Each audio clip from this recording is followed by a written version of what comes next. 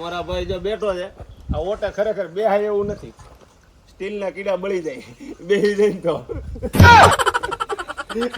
Hello મારા વાલા દર્શક મિત્રો, જય દ્વારકાધીશ. હું છું ભાવિન ઉંધાડ. સ્વાગત છે તમારું આજના આપણા નવા વિડીયોમાં. તો મિત્રો, આજે છે રવિવાર 26 તારીખ, એટલે કે મતદાન દિવસ, લોકશાહીનો પાવન પર્વ. તો આપણે રાજકોટથી અત્યારે અમારા ગામડે મતદાન કરવા અમે આવેલા છીએ.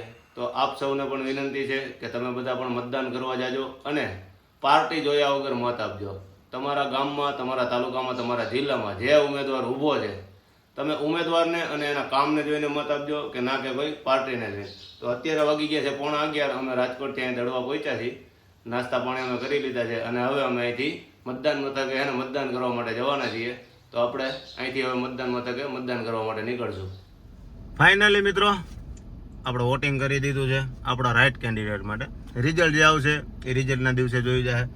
અહીંયા આપણે મત દેવા આવ્યા હતા શ્રી મોટા દડવા કુમાર તાલુકા શાળા, જ્યાં આપણે 1 થી 6 ધોરણ અભ્યાસ પણ કરેલો છે. ત્યાર પછી આપણે ગોંડલ ગુરુકુલમાં અને રાજકોટ સ્ટડી માટે આગળ ગયા હતા.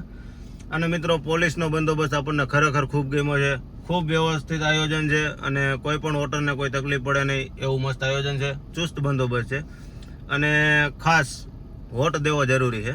અમુક લોકો વોટ દેવા ન જાય, બરોબર, અને પછી સરકાર આવે ને ગાળું દેતા હોય. તો મિત્રો, મારા મતે તો એવું છે કે તમે સરકાર જે તમારે જોતી છે એને લાવવામાં તમે 1% પ્રયાસ નથી કર્યો, તમે વોટ દેવા નથી ગયા અને પછી તમે એમ કહો કે સરકાર આવીની છે તેવીની છે, તો તમને મારા મતે કોઈ અધિકાર નથી સરકારને ગાળું દેવાનો. તમે એકવાર સરકાર બનાવવા માટે કોશિશ તો કરો. તમે સરકાર બનાવવામાં તમારા મતનો ફાળો આપ્યો હોય અને પછી જે સરકાર આવે ને તમને ન ગમતી હોય તો તમે એને 2 શબ્દ ખરાબ કહો, આ કહો, એ યોગ્ય છે. તો બપોર પછી એને મત દઈને આવીને અમે એને ઘરે વયા ગયા હતા અને એસી ચાલુ કરીને 22 ઉપર ક્યારુના એને ઘરે હોતા હતા, બેઠા હતા એમ.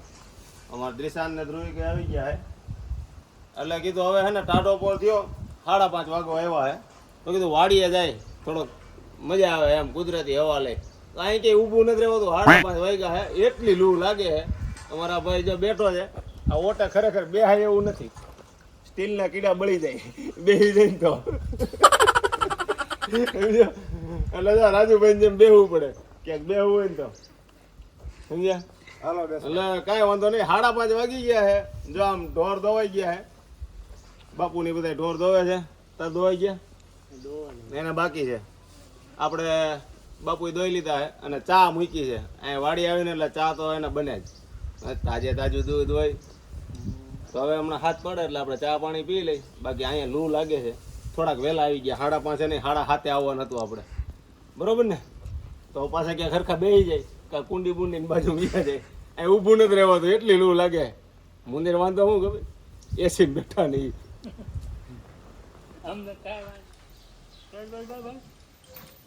ચા પીવા વાળા ક્યાં આવી ગયા? કોણ?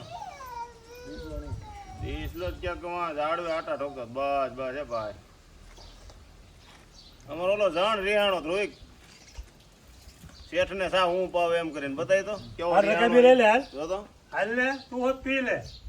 એ ભાઈ રિહાઈ ગયા છે, એને સા પાવી દે. હવે એનાથી હું એટલી ગરમ કેટલી ઉપડે કેમ?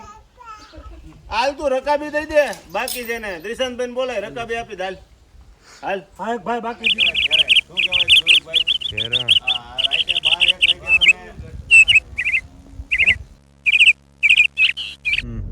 તો ફાઇનલી મિત્રો 6:45 વાગી ગયા છે. આપણી દડવાની નાની એવી સફર અહીંયા પૂરી થઈ છે. સફર ખાલી આપણે વોટિંગ માટે જ હતી. વોટ દેવા માટે આપણે રાજકોટથી સ્પેશિયલ આવ્યા હતા અને હવે આપણે રાજકોટ જવા માટે નીકળી ગયા છીએ. અને આજનો વિડીયો આપણે અહીંયા પૂરો કરીએ છીએ. જો વિડીયો સારો લાગ્યો હોય તો લાઈક અને શેર કરવાનું ભૂલતા નહીં અને નવા લોકો પ્લીઝ ચેનલને સબસ્ક્રાઈબ કરી દેજો. જય દ્વારકાધીશ, જય મા ખોડલ.